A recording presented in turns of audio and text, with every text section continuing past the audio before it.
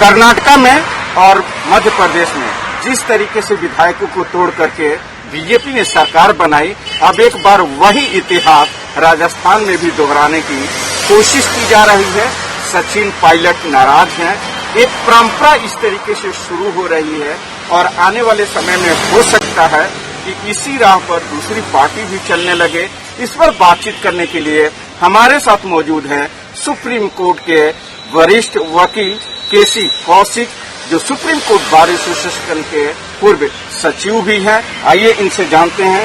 Sir, जिस तरीके से राजस्थान में हो रहा है मध्य प्रदेश के बाद, एक परंपरा चलने लगी है, कैसे रोका जाए? कानून के जानकार हैं आप, कैसे इसे रोका जा सकता है? देखिए, यदि हम 10th शेड्यूल की देखें, जब 10th शेड्यूल 1985 में 10th शेड्यूल आया था, उस टाइम की जो कमेटी की रिपोर्ट थी वो कहती थी कि फॉर एक्सट्रीमियस कंसिडरेशन लोग एक पार्टी से दूसरी पार्टी में पाला बदलते हैं।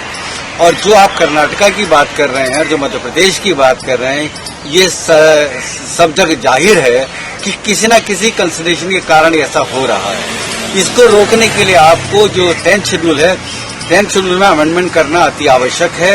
यदि हिंदुस्तान में आपको डेमोक्रेसी को बचाना है तो 10th शेड्यूल को आपको अमेंड करना पड़ेगा, उसमें आपको ये लाना पड़ेगा। यदि इस तरह का कोई आदमी अपना चरित्र दिखाता है तो जो कंसिडरेशन उस लोकसभा का है, जो विधानसभा का, उस पूरे पीरियड के लिए बंदा एलिजिबल नहीं होना चाहिए, ऐसा मेरा मानना है।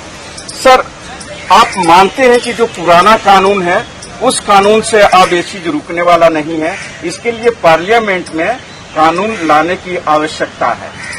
देखिए, यदि आपने 21 जनवरी 2020 का जस्टिस नरीमन का जजमेंट देखा हो, जस्टिस नरीमन साहब ने एक टिप्पणी की है। उन्होंने ये कहा कि जिस तरह से स्पीकर्स और चेयरमैन मैटर्स को 10th शेड्यूल के डिसाइड नहीं करते हैं, ये सही समय है कि पार्लियामेंट को अपने यहाँ लॉ में तब्दील करना चाहिए। और जो ट्रिब्यूनल है वो रिटायर्ड हाई कोर्ट या सुप्रीम कोर्ट के जजेस होने चाहिए, जो आपको डेमोक्रेसी को बचाना है। उन्होंने ऑलरेडी पार्लियामेंट को एडवाइस किया हुआ है कि उनमें जो ट्रिब्यूनल्स है, ट्रिब्यूनल्स के कार्यकाल को चेंज करने की जरूरत है।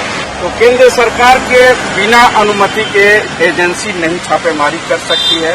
और दूसरी जो सबसे महत्वपूर्ण इन्होंने बातें कही है कि जो 10वीं सूची है उसमें तब्दीली करने की आवश्यकता है, इसके लिए नया कानून लाने की आवश्यकता है, तभी यह रुक पाएगा। नहीं तो आने वाले समय में इस राज्य के बाद बाकी राज्यों में भी इस तरीके की स्थिति देखने को मिल सकती है। कैमरा पर्सन रमेश के साथ गोपाल कृष्ण, स्वराज एक्सप्रेस, दिल्ली।